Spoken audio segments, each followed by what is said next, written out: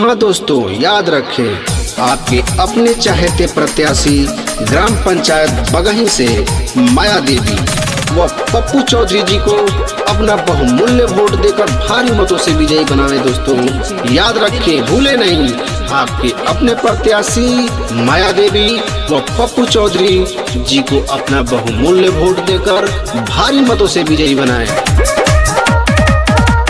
सुनाए भैया, सुनाए भौजी,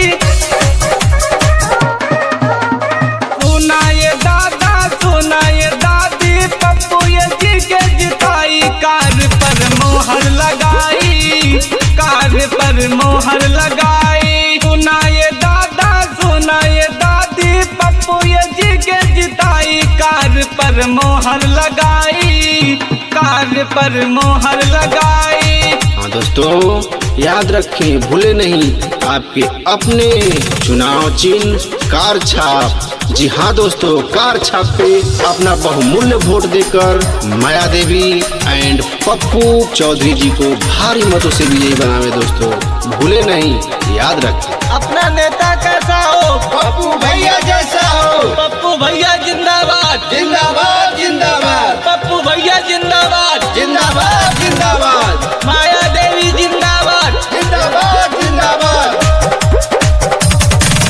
भोग के पार धान नाही करी है तानी को आराम हो।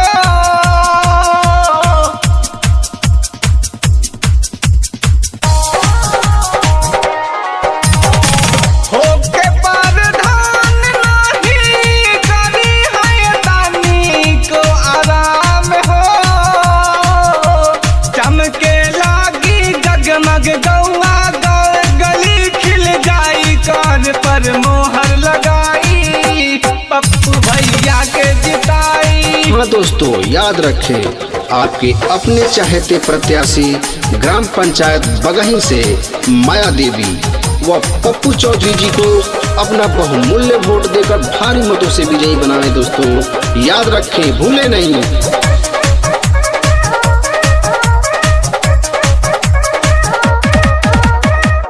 पप्पू भैया हुई है प्रधान जद भाई हो।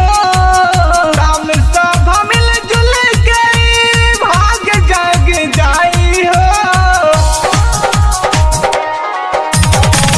पप्पू भैया हुई है प्रधान जद भाई हो। राम सभा मिलजुल के भाग जग जाई हो।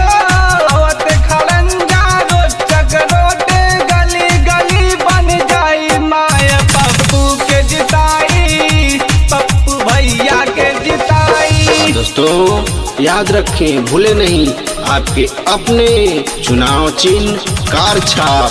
जी हाँ दोस्तों, कार छाप पे अपना बहुमूल्य वोट देकर माया देवी एंड पप्पू चौधरी जी को भारी मतों से विजयी बनावे। दोस्तों भूले नहीं, याद रखें।